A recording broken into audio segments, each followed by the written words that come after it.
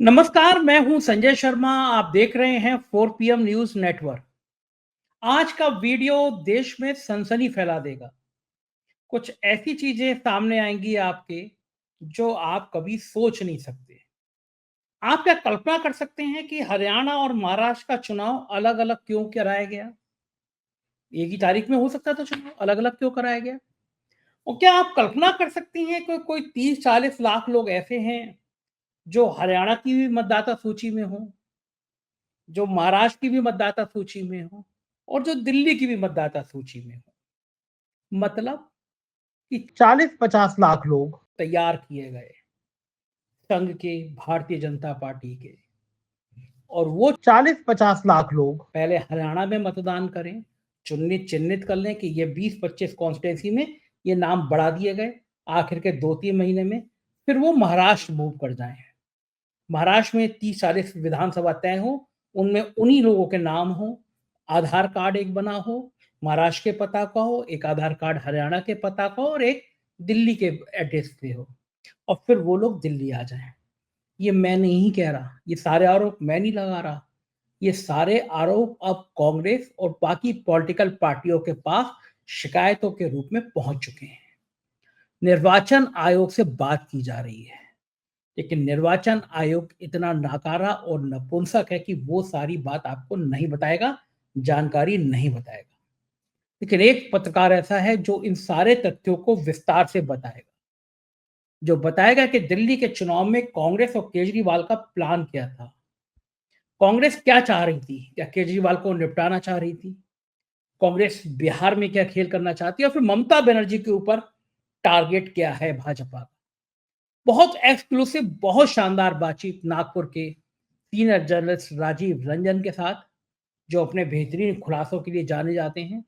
मेरी आपसे रिक्वेस्ट है, सांस रोक के पूरा वीडियो सुनिएगा, आपको समझ आएगा कि क्या क्या है वीडियो में। केजरीवाल की हार का विस्तार से जिक्र है। मैंने केजरीवाल का जब इंटरव्यू किया था तो मैंने पूछा था उनसे कि कांग्रेस को लगता है कि आप उसका वोट बैंक छीन लिया। केजरीवाल ने इस स्टाइल से कहा था, कांग्रेस का वोट बैंक? आपको लगता है कि उसके पास कोई वोट बैंक है? कुछ सेकंड का मैं ये वीडियो पहले आपको दिखाता हूँ, जो मैंने और केजरीवाल ने बातचीत की है, सुनिए। कांग्रेस को लग रहा है कि आप यहाँ से अगर रवानगी कर देंगे तो कम से कम पंजाब में फिर ताकत में आ जाएगी। आपने कांग्रेस का वोट बैंक, आपको लग रहा है कि कांग्रेस हमारी रवानगी कर देगी? कांग्रेस को लग रहा है दिल्ली में 70 सीटें हैं। एक सीट का नाम बताइए जहाँ पे कांग्रेस जीतने के लिए लड़ रही हो, एक सीट के लिए। अपना वोट बैंक तो बचाएगी ना? नहीं पार्टी। अरे यार कोई तो कोशिश करे ना, एक सीट पे तो कोशिश कर ले। और बैंक नहीं है कुछ भी। कितने रुपए हैं उनके बैंक में? खत्म कर दिया आपने। दिल्ली के वोट बैंक में कांग्रेस के कितने रुपए, कितने वोट हैं? खत्म कर दिया आपने। तो वो केवल और केवल आम आदमी पार्टी को हराने के लिए लड़ रही है कांग्रेस। अच्छा, ये बड़े दुख की और खेद की बात है कि उनके लिए देश इंपॉर्टेंट नहीं है, कांग्रेस के लिए देश इंपॉर्टेंट नहीं है। सुना आपने, ये केजरीवाल की बातचीत थी। और फिर यही सवाल जब मैंने राजीव रंजन से कहा तो उनका क्या मानना था। चलते हैं सीधे राजीव रंजन के पास। 4 पीएम न्यूज नेटवर्क में स्वागत है राजीव भाई आपका। दिल्ली के नतीजों ने सबको चौंका दिया, केजरीवाल को बड़ा आघात लगा, इतनी उन्हें उम्मीद नहीं थी कि ऐसा हाल हो जाएगा। मैंने तो सवाल किया था कि भाई कांग्रेस से अगर आप मिलकर लड़ते तो क्या बेहतर नहीं होता? कांग्रेस को लगता है कि आप उसका वोट बैंक दे रहे हैं।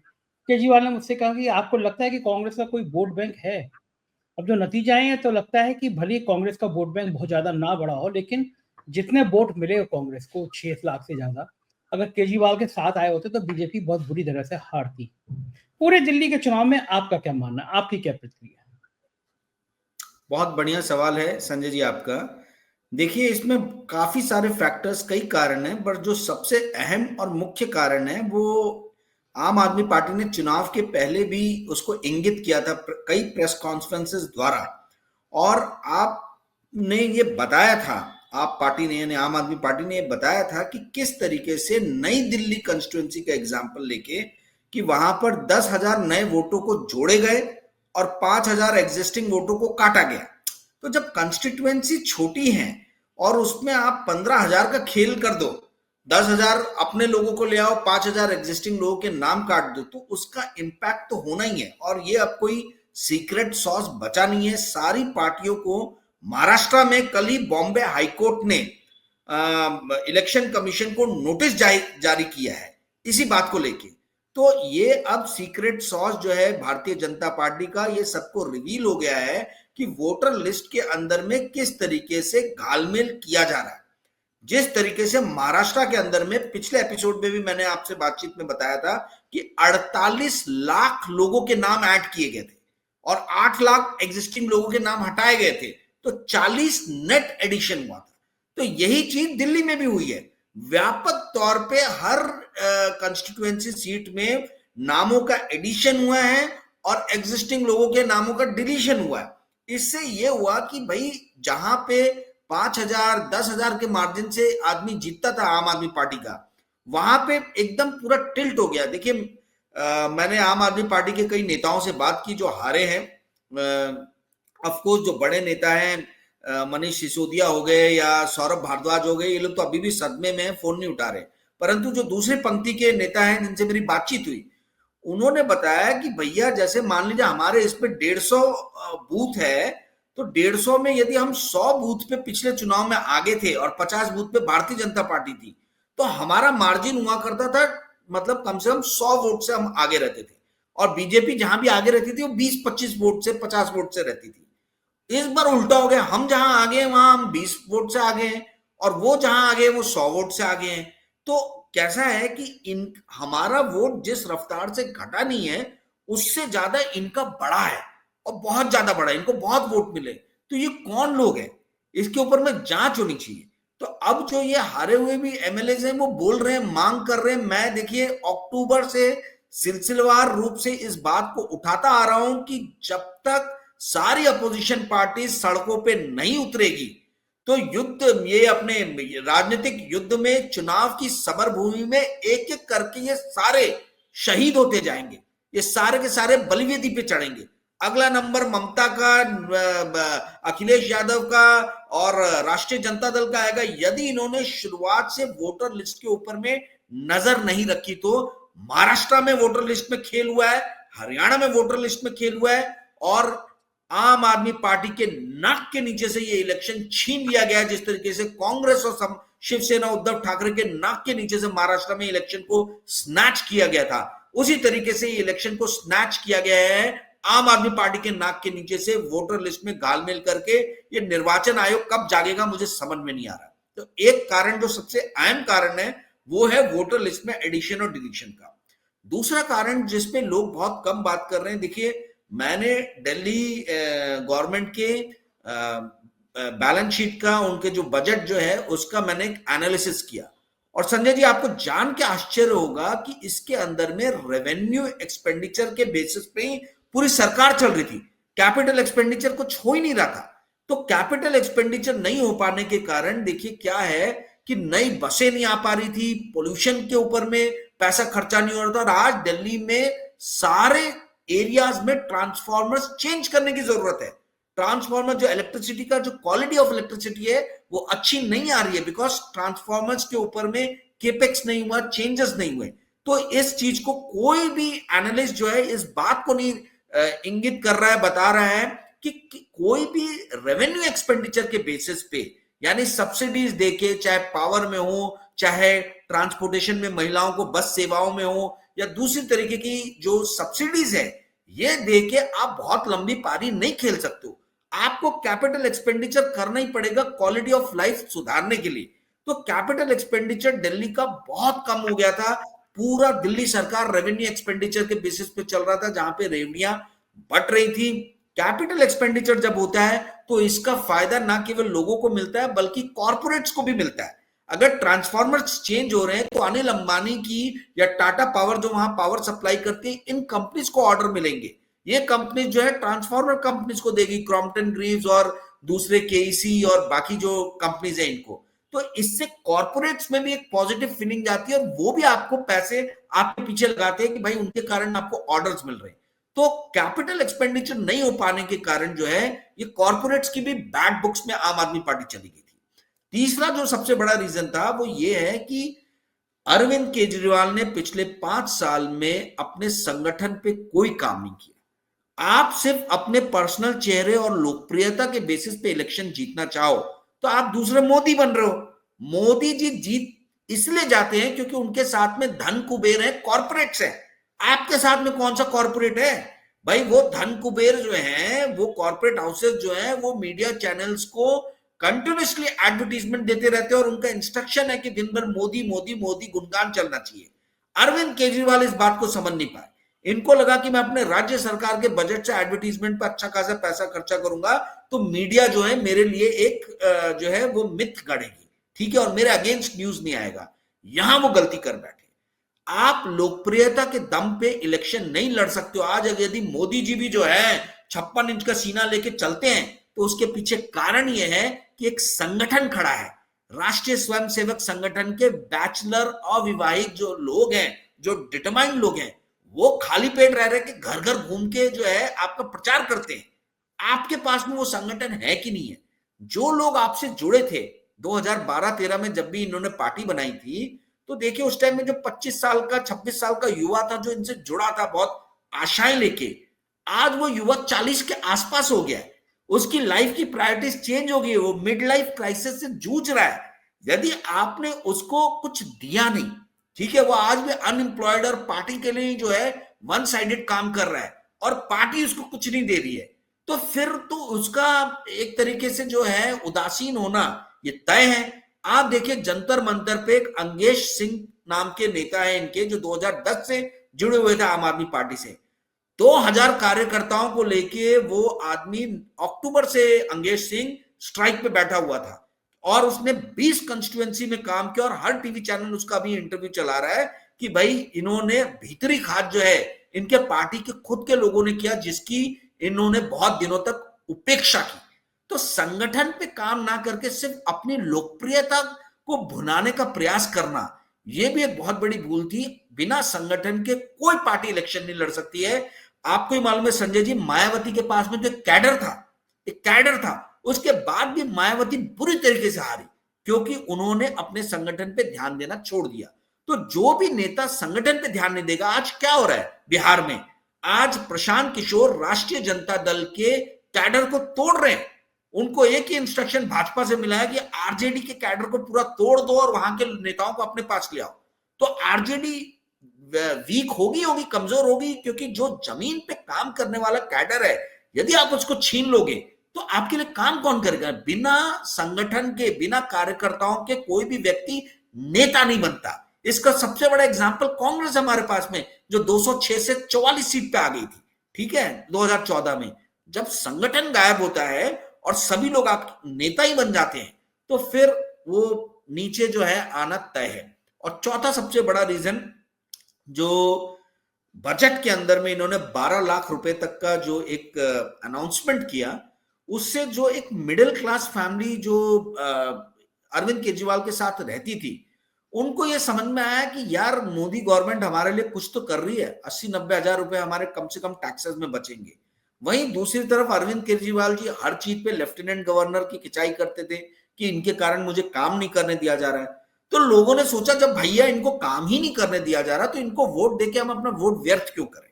झुग्गी झोपड़ी के लोगों ने आम आदमी पार्टी को अभी भी वोट किया है, परंतु जो मिडिल क्लास का जो तबका था, जो कामकाजी तबका था, जो इनको वोट देता था, वो तबका बहुत बड़ा जो है हट गया।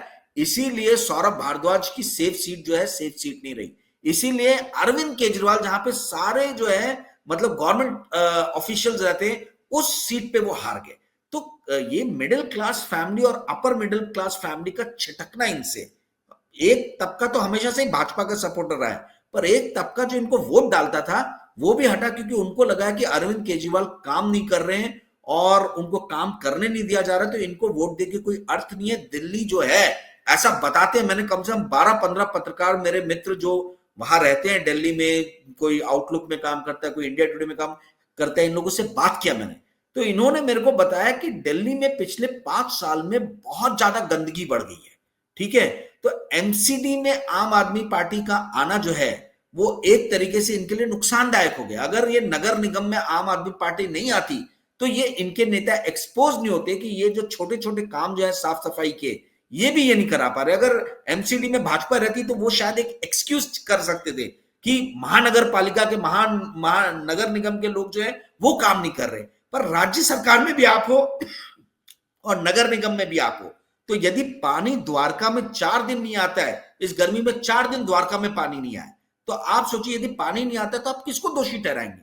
नगर निगम को करेंगे तो आप अपनी पार्टी के लोगों को बोल रहे हो। तो इस कारण से जो इनके नगर निगम, इनके जो पार्षद ठीक से काम नहीं कर पाए, इसका भी एक ठीकरा जो है राज्य सरकार के सर पे फोड़ा गया।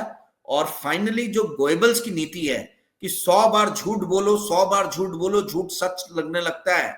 तो जो बोला गया कि अरविंद केजरीवाल चोर हैं, अरविंद केजरीवाल बेईमान है, वो इतनी बार बोला गया, शीश महल में रहते हैं, स्वार्थी हैं, इतनी बार बोला गया कि लोगों के दिमाग में, जहन में कहीं उसने शंका पैदा की कि हाँ ये शायद सही में बेईमान है, इसलिए रोज हमको ये चीज सुनने में मिल रहा है। तो ये कई सारी प्रोलॉन्ग स्ट्रैटेजीज भाजपा ने चली, मल्टी प्रोंग स्ट्रैटेजीज भाजपा ने चली, और उसका नतीजा हमको देखने को मिला कि इनके सारे स्टॉलवर्ट जो है सब हार गए, एक दो को छोड़ के। जी संजय जी। हाँ, बिल्कुल ठीक है। और राजीव जी, एक कहावत कही जाती है हमारे यहाँ गांव में, गरीब की जोरू सबकी भौजाई। अब बेचारा जो है केजरीवाल हार गए तो सबके सब उसकी गलतियां, उसकी बुराइयां गिना रहे हैं, हम लोग भी गिना रहे हैं। लेकिन एक बड़ा सवाल ये है कि पूरा मीडिया तंत्र उसके खिलाफ था, सारे चैनल उसको बुराई कर रहे थे। किसी ने ये नहीं दिखाया कि ये मुख्यमंत्री का जो शीश महल है, ऐसे शीश महल हर राज्य में मुख्यमंत्रियों के होते हैं। उत्तर प्रदेश के मुख्यमंत्री का घर उस शीश महल से कम 50 गुना बड़ा है। मायावती जी ने बनवाया था, मैंने खुद देखा है, घूमा है। कम से कम 50 गुना ज्यादा कीमत का होगा उत्तर प्रदेश का मुख्यमंत्री का घर। उत्तर प्रदेश की गवर्नर साहिबा, जो अपने कारनामों के चारक कारण पूरे यूपी में बदनाम हैं, एक से एक वाइस चांसलर की नियुक्ति में घोटाला, उनकी पुत्री अनारा जी चर्चा में रहती हैं हमेशा, प्रोफेसरों की नियुक्ति में घोटाला। उनने अभी गवर्नर हाउस का गेट बनवाया, वो लाखों करोड़ों रुपए का गेट है। भारतीय जनता पार्टी, गवर्नर साहब हैं, ऐसा लग रहा है बिल्कुल राजा का कोई घर है। और मैं कह रहा हूँ लगभग हर राज्य में मुख्यमंत्रियों के घर ऐसे ही होते हैं, लेकिन केवल अकेला शीश पर टारगेट किया गया। मेरा सवाल यह है कि कुछ इतनी बुराइयां, जब मीडिया पीछे पड़ा है, सरकार पीछे पड़ी है, पूरा मंत्रिमंडल जेल में है, केजरीवाल जेल में है, सब कुछ नेगेटिव था उस आदमी के, तब भी वो इस लेवल तक पार्टी ले आया कि वोट का परसेंटेज 2-2.25% का अंतर है बीजेपी से, बहुत अंतर नहीं है, जबकि कांग्रेस ने उसका काम भर का वोट काटा है। तो अच्छाई क्या रही होगी कि जो लोग मान रहे थे कि इस बार केजरीवाल का अहंकार है, केजरीवाल का ये है वो है, तब भी वो 42% के आसपास, या कुछ और थोड़ा सा फिगर में मैं बता नहीं सकता अभी, लेकिन अंतर 2-2.5% का, यहाँ तक तो वो पार्टी को लाया। तो ऐसी कौन सी चीज थी, अगर 100 वोट पड़े हैं, 100 में 42-43 वोट उसको मिले हैं अभी भी, यानी आधी से कुछ कम दिल्ली अभी भी केजरीवाल पे भरोसा कर रही है। इतने सालों की मुख्यमंत्री, शराब घोटाला, ये घोटाला, वो घोटाला, तब भी 100 में 42 लोग केजरीवाल पे भरोसा कर रहे हैं। तो ये कौन सी चीज है जो इतने लोगों का अभी भी साथ केजरीवाल को मिल रहा है? देखिए, केजरीवाल की इमेज एक फाइटर की इमेज थी, फाइटर मैन है, तो वो इमेज उनकी लास्ट तक इंटैक्ट रही कि ये एक आदमी है जो मोदी के साथ उतर के जो है 2-2 हाथ करने के लिए तैयार है। तो जो फाइटर लोग हैं, जो जुझारू लोग हैं, मैंने भी कई अपने इंटरव्यूज में आम आदमी पार्टी की बहुत तारीफ की, और इससे कई लोगों को ऐसा लगने लगा कि मैं आम आदमी पार्टी का ही स्पोक पर्सन हूं। ऐसा नहीं है, उनके वो वाकई में फाइटर लोग हैं। तो वो जो फाइटिंग स्पिरिट जो है, उनकी जो फाइटर वाला व्यक्तित्व है, वो एक बहुत बड़ा उनके पक्ष में काम किया। और देखिए दूसरी चीज, कुछ भी कहिए, ये अरविंद केजरीवाल, सौरभ भारद्वाज, ये मनीष सिसोदिया, कल तक तो आपके और मेरे जैसे ही आम आदमी थे, हमसे ही उठे हुए हैं। इनके कोई बाप दादा परदादा कोई राजनीति में थे नहीं, ये हमसे ही उठे हुए। तो हमारे जैसे लोगों का एक इनके साथ में जुड़ाव, अट्रैक्शन मेंटली इस चीज पे था कि यार ये लोग फाइटर लोग हैं, संघर्ष करके ऊपर उठे हुए हैं। और जो 10 साल में इन्होंने काम किए एजुकेशन पे, यदि मेरे बच्चे को फ्री में टॉप क्लास का एजुकेशन मिलता है तो मुझे क्या चाहिए? आज मैं 1 लाख 1.5 लाख फीस पे कर रहा हूं, मेरे वो 1.5 लाख रुपए बचेंगे यदि फ्री में अच्छी एजुकेशन, क्वालिटी एजुकेशन अगर बच्चे को मिलती है। मेरे पेरेंट्स एजेड है, अगर उनको अच्छा हेल्थ केयर मिलता है मोहल्ला क्लिनिक या दूसरे सर्विसेज द्वारा, तो मुझे और क्या चाहिए? तो ये 2 फ्रंट पे इन्होंने बहुत अच्छा काम किया, एजुकेशन और हेल्थ। पर कहां चूक गए? चूके ट्रांसपोर्टेशन में चूके। आज आप देखिए दिल्ली में government bus services completely Sanjay ji खत्म है। मतलब इनकी बसें इतनी पुरानी, इतना पोल्यूशन फैलाती है। नए ऑर्डर्स नहीं दिए क्योंकि इनको डर था कि उसके अंदर में कुछ त्रुटियां निकालेंगे एलजी और फिर करप्शन चार्जेस लगेंगे। तो ट्रांसफॉर्मर्स के नए ऑर्डर, क्वालिटी पावर जो है वो दिल्ली में नहीं आ रही। बहुत फ्लक्चुएशन है वोल्टेज का क्योंकि सारे ट्रांसफॉर्मर्स को रिपेयर की जरूरत है। मैंने आपको बताया जैसे कि दिल्ली के बजट का आप एनालिसिस करेंगे तो आपको सिर्फ रेवेन्यू एक्सपेंडिचर नजर आएगा, कैपिटल एक्सपेंडिचर को नजर ही नहीं आएगा। तो ये डरने लगे, ये घबराने लगे कि हम नए ऑर्डर्स निकालेंगे, बड़े ऑर्डर्स निकालेंगे तो उन ऑर्डर्स में ब्राइब लेने का शायद हमारे ऊपर में आशंका लगे, इसलिए हम ऑर्डर्स ही नहीं निकालते। ठीक है, तो ये ऑर्डर जब नहीं निकाले और इनको राजस्व तो मिल ही रहा था, तो वो राजस्व इन्होंने खर्चा किया लोगों के वेलफेयर पे। अरविंद केजरीवाल वेलफेयर की पॉलिटिक्स उन्होंने बहुत अच्छी चली, हेल्थ और एजुकेशन की उसमें बहुत अच्छी वेलफेयर की पॉलिटिक्स उन्होंने चली, तो वो चीज उनको फायदा दी। परंतु आपका ध्यान मैं इस चीज की तरफ दिलाना चाहूंगा संजय जी, आप जब बोल रहे हो कि 2% सिर्फ वोटिंग का कम रहा है, तो आप बीजेपी और आम आदमी पार्टी के इस इलेक्शन के वोट्स को कंपेयर कर रहे हो। यदि आप लास्ट टाइम के इलेक्शन में जो इनको वोट मिले थे शायद 53% के आसपास में था, उससे 10% की कमी आई है, तो वो बहुत बड़ा नंबर होता है। ठीक है, तो यानी इतने वोटर्स जो हैं, इतना वोटिंग परसेंटेज आपको कम मिला है, तो कम इसलिए भी मिला होगा क्योंकि बीजेपी को ज्यादा मिला है, नए वोटर्स ऐड किए गए, वो जाली थे कि जेन्युइन थे, नोबडी नोस, उसकी एक इन्वेस्टिगेशन इनके काटे गए। हाँ, तो वो इन्वेस्टिगेशन एक अलग होनी चाहिए, वो परंतु देश में जब तक चुनाव आए उनकी साहब की जेब में तब तक तो होगी नहीं। अच्छा, एक चीज और राजीव भाई, एक और बड़े प्यारे शख्स थे, देश दीवाना था उनका, हमने फुल पेज उनके फोटो लगा के छापे थे। हमको लगता था कि देश में दूसरा गांधी पैदा हो गया है। फिर देश में राफेल का घोटाला हुआ, फिर देश में तरह तरह के घोटाले हुए, फिर देश में अंबानी अडानी का घोटाला हुआ, देश में तरह तरह के कारपोरेट हाउस के आरोप लगे और साहेब ने अपनी जेब में रख लिया, बेरोजगारी बढ़ती चली गई, किसान तबाह हो गए, 800,000 किसान मर गए, लेकिन उन गांधी जी के मुंह से एक शब्द नहीं निकला। अब केजरीवाल हारे तो वो गांधी जी फिर प्रकट हो गए, अन्ना जी कह रहे शराब घोटाले ने इनको हरा दिया। यार मैं तो माथा ठोक लिया, मैंने कहा देश को सही से बंटा तो इस आदमी ने लगाया, अगर वो नहीं होता तो शायद मोदी जी नहीं आते। अन्ना आंदोलन मोदी जी के आने की बड़ी भेंट, मोदी जी के इतने इतने आरोप, 1000 किसानों की मौत, बेरोजगारी, अन्ना के मुंह से आवाज नहीं निकली। और जैसे ही केजरीवाल हारे तो एक अन्ना और एक कुमार विश्वास, दो लोगों ने कस के हमला बोल दिया। चलो कुमार विश्वास की तो अपनी व्यक्तिगत खूब खुन्नस है, लेकिन अन्ना अन्ना इतने सालों तक क्यों गायब थे?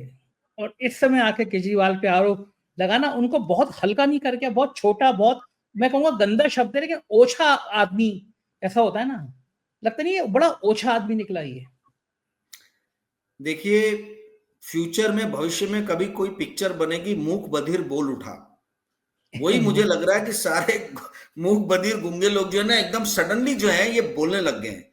देखिए मैं आपको बताता हूं, अन्ना जी का, मयंक गांधी जो आम आदमी पार्टी में कभी थे, वो मेरे बहुत अच्छे मित्र हैं और उन्होंने मुझे उस टाइम में 2013-14 में मुझे बोला था, तब इलेक्शन लड़ने की थे, वो बॉम्बे से इलेक्शन लड़े थे, उसके बाद पार्टी छोड़ी थी।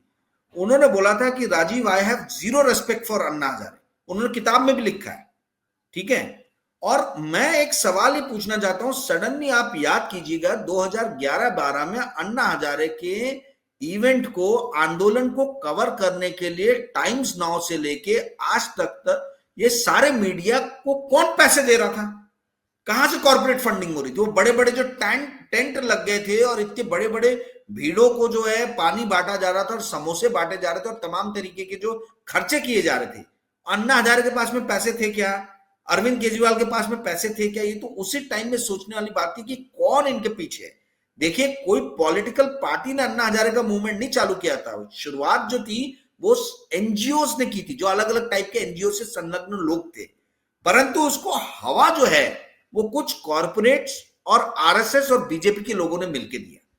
और वो जो आरएसएस और बीजेपी के लोगों ने जो हवा दिया, उसका असर लास्ट तक जो है वो नजर आया अरविंद केजरीवाल के ऊपर में, कि अरविंद केजरीवाल ने कभी भी सामने आके आरएसएस की, या आप ये समझिए कि उनसे द्वारा जो दूसरे संगठन जुड़े हुए हैं, विश्व हिंदू परिषद और बाकी सब, बजरंग दल, इनके खिलाफ आज तक कभी एक शब्द नहीं बोला है। इससे लोग भी कंफ्यूज हुए कि भाई इनका स्टैंड क्या है, प्रो हिंदू है, प्रो मुस्लिम है, प्रो सेक्युलर है, क्या है। और अन्ना हजारे ने अब जाके जब ये स्टेटमेंट लिया और जो स्टैंड लिया है और गड़े मुर्दे निकाले हैं शराब घोटाले के, इससे ये जाहिर होता है कि ये खुंदस मन में पाल के बैठे हुए थे और जैसे ही पहला मौका मिला इन्होंने खुंदस बाहर निकाली, क्योंकि इनके मन में ये टीस है कि इनकी जो लाइमलाइट, जो पॉपुलैरिटी थी, वो पूरी जो है स्टील चोरी कर लिया अरविंद केजरीवाल ने। और उस टीस को लेके ये अभी तक बैठे हैं। भाई आप बैटिंग कर रहे थे आरएसएस के लिए, आप बैटिंग कर रहे थे बीजेपी के लिए, और सडनली उसका फायदा जो है अरविंद केजरीवाल ने अपनी पार्टी बना के कर लिया, तो वो टीस तो एक रहेगी। अन्ना हजारे की विश्वसनीयता, श्री श्री रविशंकर की विश्वसनीयता और तमाम तरीके के इस तरीके के जो सामाजिक और धार्मिक संगठन से जुड़े हुए लोग हैं, इनकी विश्वसनीयता तो उसी दिन खत्म हो गई थी जब राफेल घोटाला आया और इन लोगों ने मुंह में एक शब्द नहीं निकाला। जब पिगासस के द्वारा आपके और मेरे जैसे पत्रकारों के ऊपर में कुदृष्टि रखने की जब सरकार ने कोशिश की, प्रयास की, इन्होंने एक शब्द नहीं बोला। जब सीबीआई के चीफ आलोक वर्मा को रात में 3 बजे जब निलंबित किया गया, तब इन लोगों ने एक शब्द नहीं बोला। जब रुपया गिरते गिरते 86-87 हो गया, तब तक इन लोगों ने अभी तक कुछ भी नहीं बोला। तो इन लोग की विश्वसनीयता तो आज की डेट में रही नहीं है। सबको मालूम है कि चाहे श्री श्री रविशंकर हो, चाहे अन्ना हजारे हो, they are hand in glove with BJP government and Modi ji. जी संजय जी, बिल्कुल ठीक है राजीव भाई। एक बड़ा महत्वपूर्ण सवाल यह है कि अब इस नतीजों के बाद इंडिया गठबंधन की भूमिका क्या रहेगी। बिहार में चुनाव है, क्या केजरीवाल इंडिया गठबंधन में रहेंगे? और नहीं तो फिर जो केजरीवाल को सपोर्ट करने वाले अखिलेश यादव हैं, ममता बनर्जी है, उद्धव ठाकरे हैं, स्टालिन है, इन सब का क्या होगा? क्या स्थिति लग रही है? राहुल गांधी और केजरीवाल क्या एक मंच पर आएंगे एक दूसरे के ऊपर इतना गंभीर आरोप लगाने के बाद? और इसी के साथ दूसरा सवाल यह है कि कांग्रेस के कुछ नेता बड़े खुश हैं केजरीवाल की हार से। वो खुद को शून ना मिलने पे तो दुखी नहीं है, लेकिन केजरीवाल को हारने से बड़े खुश हैं। इस पूरे घटनाक्रम पे आपकी प्रतिक्रिया? मैं आपको एक अंदर की न्यूज दे देता हूं। जैसे हमेशा हम न्यूज ब्रेक करते हैं, सिर्फ एनालिसिस नहीं करते हैं, अंदर की आपको बात बताता हूं। प्रशांत किशोर के, अब तो बोलते मैं सैफोलॉजी करता नहीं हूं, बट उनसे जुड़े हुए कम से कम 200 से 250 लोग इस टाइम आम आदमी पार्टी के लिए पूरा बैक एंड पे डाटा मैनेजमेंट का काम कर रहे थे, ठीक है। और आम आदमी पार्टी के कुछ बड़े लीडर्स ने, अंगेश जो मैंने नाम बताया और दूसरे तमाम दूसरे जो लीडर्स हैं, उनको, जो बिहार में सक्रिय हैं, उनको कहा गया कि आप लोग जाके प्रशांत किशोर के साथ में काम कीजिए, नवंबर में जो इलेक्शन होगा आप प्रशांत किशोर के साथ में लग के काम कीजिए। इससे यह स्पष्ट समझ में आता है कि आम आदमी पार्टी जो है बिहार में इलेक्शन लड़ने वाली नहीं है। तो वो या तो प्रशांत किशोर के साथ नजर आएगी या इंडिया अलायंस के साथ में नजर आएगी। अब ये देखना है कि ये किसके साथ में जाते हैं। परंतु आज की जो मेरे पास में समाचार है, न्यूज है, ये लोग प्रशांत किशोर आम आदमी पार्टी को मदद कर रहे थे और आम आदमी पार्टी, अरविंद केजरीवाल जो है वो प्रशांत किशोर के पास में जाने के लिए खुद ही अपने पार्टी के लोगों को कह रहे हैं। तो एक चीज तो ये हुई। दूसरे, आपने बोला कि देखिए इंडिया अलायंस में इनके बीच में एकता रहेगी कि नहीं रहेगी। मैं आज आपको बता रहा हूं, यदि एकता नहीं रही तो ये सारे के सारे विलुप्त हो जाएंगे। ये विलुप्त प्राणियों में ये पार्टियां जो है ये पास्ट हो जाएंगी। इनका अगला निशाना जो है वो है ममता बनर्जी, क्योंकि वो लास्ट बैस्टियन है। बिहार के बारे में तो कॉन्फिडेंट है बीजेपी की, हम बिहार में जीत रहे हैं और अपने दम पे जीत रहे हैं। इनके लीडर से बात करो तो बोलते हैं हमको नीतीश कुमार की भी जरूरत नहीं, हम अपने दम पे जीतेंगे बिहार। परंतु इनके सामने जो एक चट्टान के रूप में खड़ी है, वो शेरनी, वो मतलब क्या फाइटर ममता बनर्जी जो है वो है। और इनका पूरा ध्यान बंगाल में है। सारे इंडिया अलायंस को बंगाल की वोटर लिस्ट पे अभी से नजर रखने की जरूरत है। कौन से नाम ऐड किए जा रहे हैं, कौन से नाम डिलीट किए जा रहे हैं, यहां तक कि बिहार में भी इनको अब वोटर लिस्ट पे नजर रखने की जरूरत है। देखिए ये दो ही फंडे अपना रहे हैं। मैं आपको बता रहा हूं संजय जी, कोई बहुत बड़ा सीक्रेट सॉस नहीं है। क्या है दो फंडे? पहला, आप वोटर लिस्ट के अंदर में एडिशन और डिलीशन अपने हिसाब से करो। जो नाम 5 साल में ऐड नहीं होते वो 5 महीने 6 महीने में ऐड हो रहे हैं, ठीक है। तो वोटर लिस्ट में पूरे राष्ट्रीय स्वयंसेवक संघ और बीजेपी के कार्यकर्ता लग के जो है वो निर्वाचन आयोग के अधिकारियों के साथ में अपने मनमाफिक नाम को ऐड कर रहे हैं या डिलीट कर रहे हैं। दूसरा यह है कि लास्ट के 1 घंटे में व्यापक रूप से वोटिंग हो रही है। तो ये कैसे हो रहा है जब पूरे दिन में धीरे धीरे चींटी की चाल से वोटिंग हो रही है, लास्ट के 1 घंटे में खरगोश की चाल में कैसे वो परिवर्तित हो जा रही है। तो ये सारी पॉलिटिकल पार्टीज को ध्यान रखना पड़ेगा कि लास्ट के 1 घंटे में कार्यकर्ताओं को अपने बैठा दो वहां पे, जहां जहां पे भी पोलिंग स्टेशन बना है, क्योंकि पूरा खेल जो है वो लास्ट के 1 घंटे में हो रहा है। अब इनका सीक्रेट सॉस धीरे धीरे पकड़ में आ रहा है। राहुल गांधी ने भी एक बहुत सेंसिबल बात की कि आप हमें वो 40 लाख लोगों के नाम दीजिए जिनके नाम आपने ऐड किए, हमको वो कंसोलिडेटेड लिस्ट चाहिए, ताकि एक कंपैरिजन हो सके कि इसमें से कितने वो 40 लाख लोग हैं जिन्होंने हरियाणा में भी जिनके नाम नजर आए, जिनके महाराष्ट्र में भी नाम नजर आए, और जिनके अभी दिल्ली में भी नाम नजर आए। आई एम 100% श्योर कि बहुत सारे ऐसे नाम निकलेंगे, इसीलिए निर्वाचन आयोग नाम नहीं दे रहा है।